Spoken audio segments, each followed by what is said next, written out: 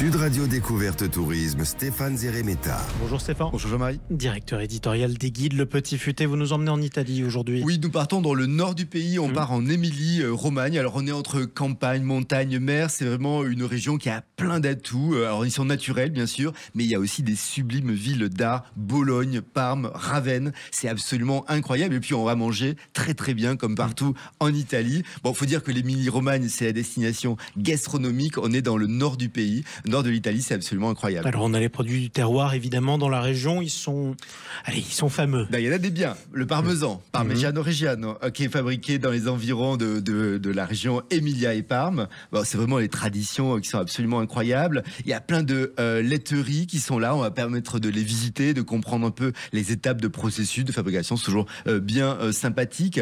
Autre produit star de la région, le jambon de Parme, forcément il y a Parme. Donc tous les ans, il y a même un festival qui est réservé à ce jambon. Cette année, il aura lieu en septembre à Langhirano. Langhirano, oui. Ah oui, beaucoup mieux avec l'accent italien. Et c'est que c'est un village dans les montagnes des Apennins. Et on va vraiment déguster un peu le jambon, voir les techniques de production. Toujours à Langhirano. Oui, voilà, vous y arrivez. Bah oui, absolument.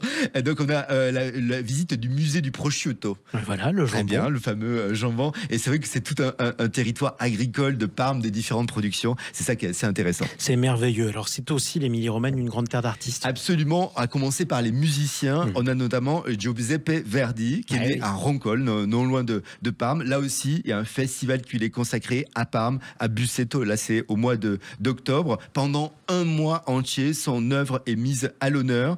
Donc c'est absolument c'est passionnant. C'est l'occasion d'être vraiment l'approche des œuvres. Il y a également à découvrir le village médiéval de Dosa. Là, c'est tous les 2 ans à la mi-septembre. On a une biennale des murs peints. Donc c'est vraiment la ville qui s'est transformée en musée à ciel ouvert avec des artistes du monde entier qui viennent réaliser des fresques sur des bâtiments historiques. Alors c'est assez sympathique parce que finalement c'est une belle rencontre entre l'art contemporain, l'architecture ancienne. Et puis si vous aimez les arts de rue, il faut aussi aller à Ferrare, du 27 au 31 octobre. Là on a le Ferrara Busker Festival. C'est quand même plus de 1000 artistes internationaux et c'est qu'on peut considérer que c'est un des plus grands événements mondiaux par rapport aux arts de rue. C'est absolument dans incroyable. les événements mondiaux, oui, c'est important. Et en plus, Ferrare est une très belle ville. Gastronomie, art et nature. Nature, oui, on va marcher un peu sur les pas des artistes. Notamment, on va prendre la Via des Dante. C'est la route de pèlerinage des chemins de Dante, un itinéraire qui relie Ravenne, le poète italien qui est enterré à Florence et en Toscane. Donc, c'est une belle route.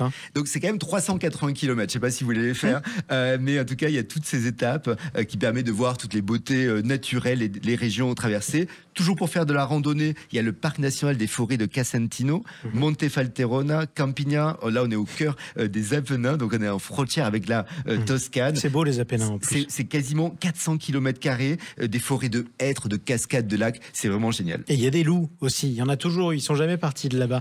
On termine par un mot pour les amateurs de ski. On peut vraiment skier dans ce coin-là ? Absolument. Là, vraiment, on a une quinzaine. C'est pas très haut, hein. Ah oui, on a quand même une quinzaine de stations de ski, 300 km de pistes en Émilie-Romagne. Bon, évidemment, il faut y aller maintenant pendant qu'il y a un peu de neige. Les skieurs les plus entraînés iront à Corno al Scale. C'est vraiment une station réputée avec des pistes difficiles, mais sinon il y a d'autres stations qui sont un peu plus accessibles. En tout cas, qu'on aime l'art, la gastronomie, l'ambiance nature, l'Émilie-Romagne, pensez-y, c'est vraiment une belle destination italienne. On est au nord de l'Italie. Sans compter la capitale, Bologne, c'est magnifique. Absolument.